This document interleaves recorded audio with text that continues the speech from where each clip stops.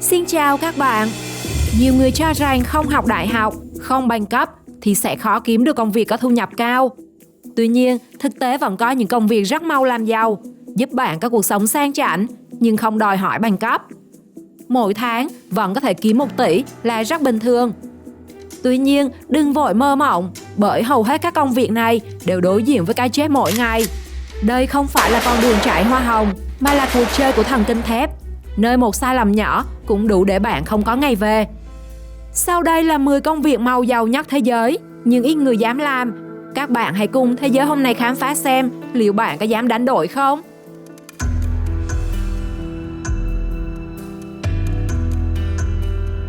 Nhân viên an ninh tàu hàng là một trong những công việc lương cao nhưng ít người dám làm. Điều đáng nói là nghề này không đòi hỏi học thức cao, thậm chí bạn nghỉ học sớm vẫn có thể tham gia, miễn là có sức khỏe, kỷ luật và kinh nghiệm thực chiến. Vì vậy, đối tượng được tuyển nhiều nhất thường là quân nhân giải ngũ, cựu đặc nhiệm, cựu cảnh sát, những người đã quen với áp lực sinh tử và môi trường khắc nghiệt. Điều khiến nhiều người bất chấp nguy hiểm chính là mức lương cực kỳ hấp dẫn. Trung bình, thu nhập có thể đạt khoảng 1.000 đô mỗi ngày, khoảng 24 triệu đồng. Đặc biệt với những chuyến tàu đi qua vùng biển điểm nóng, con số này có thể tăng lên 1.700 đến 2.000 đô, tương đương 40 đến 48 triệu đồng mỗi ngày. Một mức thu nhập mà nhiều ngành nghề mơ ước. Các công việc dạng này thường được đăng tuyển trên những website như silentprofessional.org, nơi tập trung toàn những công việc nghe thôi đã thấy sợ. Thế nhưng số tiền này không hề dễ kiếm. Khi tiến gần những vùng biển nguy hiểm như Biển Đỏ và eo biển Bab el-Mandeb, Vịnh Guinea, nơi nổi tiếng với các vụ tấn công có vũ trang và bắt cóc đòi tiền chuộc.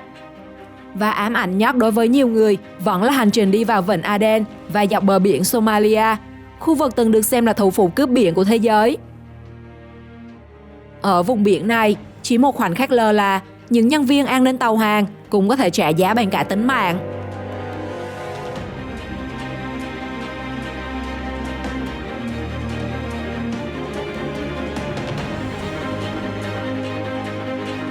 Khai thác vàng của quỷ. Chỉ duy nhất ở Indonesia mới có công việc với tên gọi khai thác vàng của quỷ, một nghề gắn liền với núi lửa Kawaizan. Thứ vàng ở đây không phải là kim loại quý, mà là lưu huỳnh màu vàng rực, được hình thành từ khí độc phun trào ngay trong lòng núi lửa đang hoạt động. Mỗi ngày, người dân địa phương phải đi sâu xuống miệng núi, nơi khói độc cuộn lên đặc quánh. Mùi xung phô nồng đến nghẹt thở, chỉ để đổi lấy vài chục ký lưu huỳnh trên vai. Điều ám ảnh nhất là cách họ làm việc. Không đồ bảo hộ hiện đại, không mặt nạ chống độc đúng nghĩa. Nhiều người chỉ che mặt bằng khăn ướt hoặc mảnh vải cũ, rồi bước thẳng vào làn khí có thể ăn mòn phổi và phá hủy đường hô hấp. Mỗi chuyến đi, họ gánh trên vai 60 đến 80 kg lưu huỳnh. Leo qua những con dốc đá sắc nhọn, trơn trượt, chỉ cần sẩy chân là có thể rơi xuống vực sâu hoặc hồ axit ngay dưới chân núi lửa. Hầu hết thợ mỏ làm tại đây có tuổi thọ trung bình dưới 50 năm, nhưng sở dĩ người dân Java lựa chọn đào vàng của quỷ là vì mức lương cao hơn nhiều so với thu nhập trung bình người nông dân ở Indo, nên họ vẫn bất chấp đánh đổi sức khỏe, tuổi thọ và cả mạng sống mỗi ngày để chọn công việc này.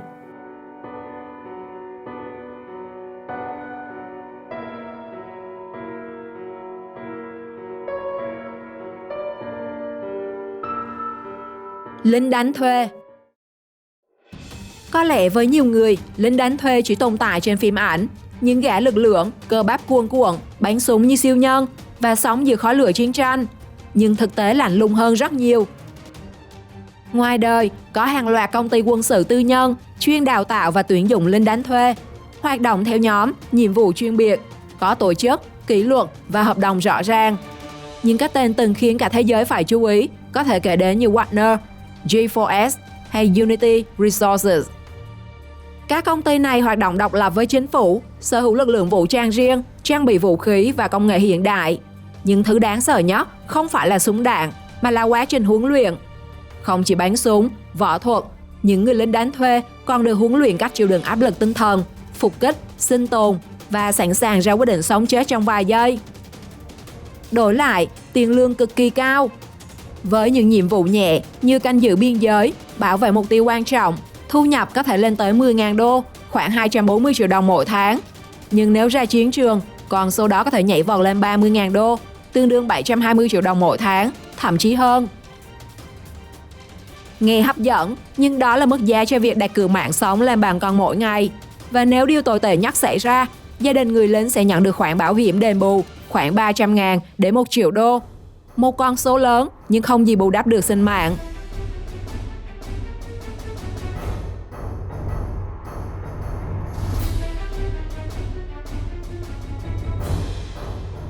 Dọn chất thải phóng xạ.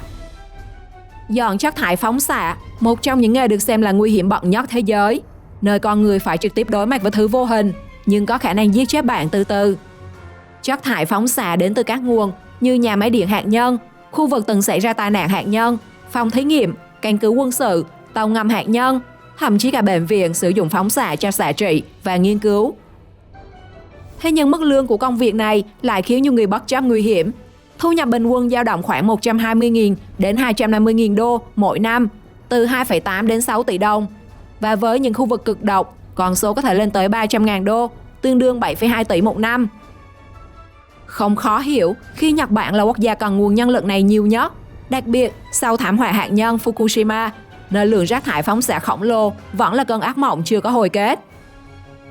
Nhưng số tiền đó không đến miễn phí, bởi chất phóng xạ sẽ phá hủy DNA, âm thầm bào mòn cơ thể con người, gây ung thư, vô sinh, rối loạn thần kinh, suy giảm tuổi thọ nghiêm trọng. Đó là lý do vì sao gần như không người Nhật nào chấp nhận làm công việc này lâu dài. Năm 2018, sự thật gây sốc bị phanh phui. Nhiều thực tập sinh nước ngoài, trong đó có Việt Nam, bị lừa sang Nhật để dọn rác thải phóng xạ. Họ làm việc trong môi trường cực độc, nhưng mức tiền nhận được lại rất thấp. Sau khi sự vụ bị phanh phui, nước Nhật đã yêu cầu các công ty phải cam kết không thuê lao động nước ngoài làm công việc tẩy xạ.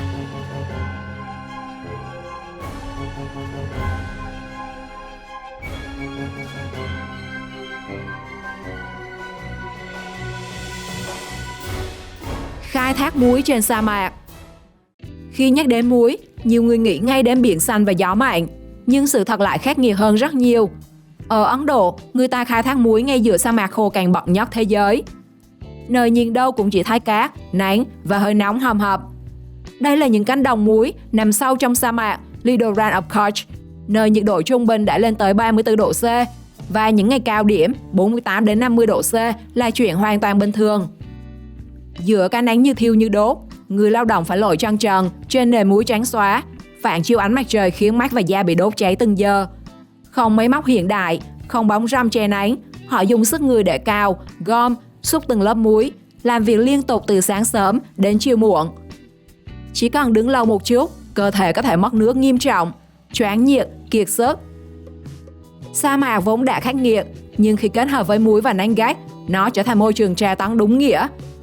Da nứt nẻ, bỏng nắng, mắt mờ về ánh phản quang, tuổi thọ và sức khỏe bị bào mòn theo từng mùa muối.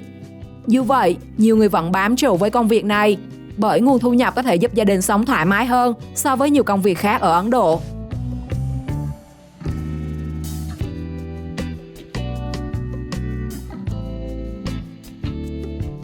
Thợ điện cao thế. Nếu như phần đông chúng ta lựa chọn công việc an toàn trên mặt đất, thì một vài người lại lựa chọn công việc nhìn thôi đã choáng và ngốc. Đó là thợ điện cao thế. Công việc của họ diễn ra trên những cột điện cao chót vót, giữa trời nắng gió. Nhìn họ làm việc, nhiều người ví von không khác gì xiếc trên không, chỉ khác là không có lưới an toàn. Để làm công việc này, những người thợ phải leo, đu, đứng thăng bằng trên dây dẫn, sửa chữa và bảo trì những đường dây mạng điện áp hàng trăm nghìn volt. Dòng điện ở đây không cần chạm trực tiếp, chỉ cần đến quá gần cũng đủ gây phóng điện, bỏng nặng hoặc tử vong ngay lập tức. Chưa kể gió mạnh, mưa bất chợt hay cái nắng như đổ lửa khiến có thể nhanh chóng kiệt sức. Và tỷ lệ thuận với mức độ nguy hiểm của công việc, tiền lương của những người thợ điện cao thế cũng không phải dạng vừa. Với hàng trăm triệu đồng mỗi năm và họ cũng không phải leo trèo thường xuyên.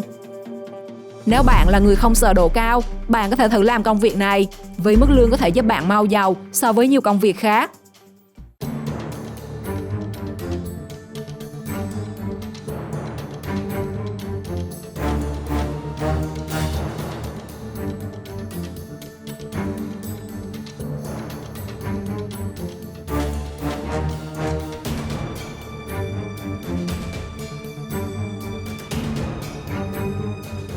Nghề thử thuốc.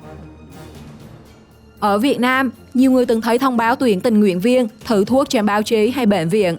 Nhưng ở nước ngoài, đặc biệt là Mỹ, Anh, Đức, Nhật, Trung Quốc, gần đây như đã trở thành một nghề thực thụ. Ở Mỹ có cả trung tâm thử thuốc tư nhân. Những người thử thuốc có thu nhập rất cao. Mỗi lần tham gia thử nghiệm lâm sàng, người tham gia có thể nhận 3.000 đến 10.000 đô, khoảng 72 đến 240 triệu đồng. Với vaccine mới hoặc thuốc điều trị nặng, con số có thể lên tới 15.000 đến 20.000 đô cho một lần thử nghiệm. Một phần chi phí khổng lồ đó cũng là lý do khiến giá thuốc ở nước ngoài đắt đỏ, vì phải đổ tiền vào nghiên cứu và thử nghiệm. Nhưng từ bên ngoài, thử thuốc có vẻ là một nghề khá hấp dẫn. Nhàn hạ, thu nhập khá và không đòi hỏi nhiều. Nhưng chỉ có những người trong nghề mới biết cái giá mà họ phải trả không hề nhỏ. Họ phải trải qua quãng đường vô cùng khổ sở, suốt ngày quanh quẩn tiêm hoặc uống thuốc, lấy máu liên tục, có trường hợp 20 đến 30 lần mỗi ngày để theo dõi phản ứng của cơ thể. Các chỉ số tim mạch, gan, thận, thần kinh được giám sát nghiêm ngặt. Người tham gia phải ở khu cách ly kín từ vài ngày đến vài tuần và không được rời đi giữa chừng. Chưa kể về lâu dài, ai biết được những loại thuốc được thử có làm thay đổi cơ thể gì con người. Chính vì vậy mà có rất ít người dám làm công việc này dù thu nhập khá hậu hĩnh.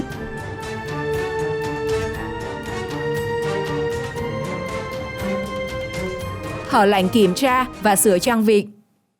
Có một công việc mà người đi làm không phải lên văn phòng hay đến công ty mà là nhảy thẳng xuống làn nước đen kịt dưới bụng những con tàu khổng lồ.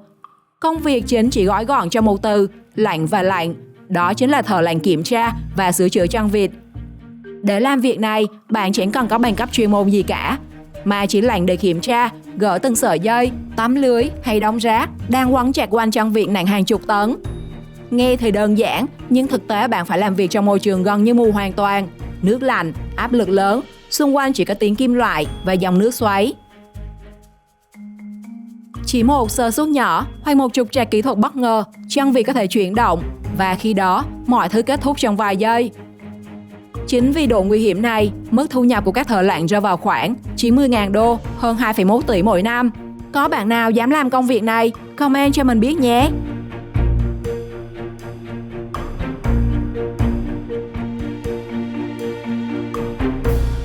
Thợ leo tháp anten. Chỉ cần thay một bóng đèn, bạn có thể nhận được 20.000 đô, khoảng 480 triệu đồng. Một năm bạn chỉ cần làm vài ngày, còn lại những ngày khác trong năm đều nghỉ. Việc nhẹ lương cao đúng nghĩa phải không nào? Nghe mô tả thì tưởng là nhàn tên, nhưng thực tế, công việc này lại khiến nhiều người chùn bước. Đó chính là thợ leo tháp anten.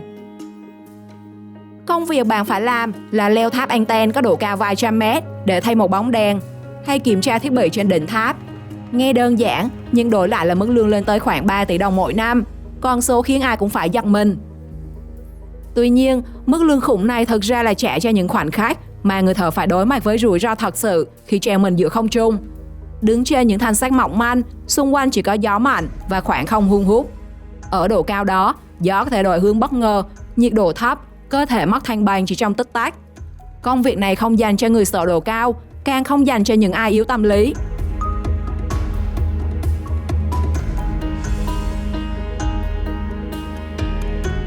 Bạn ấn tượng với công việc mau làm giàu nào nhất?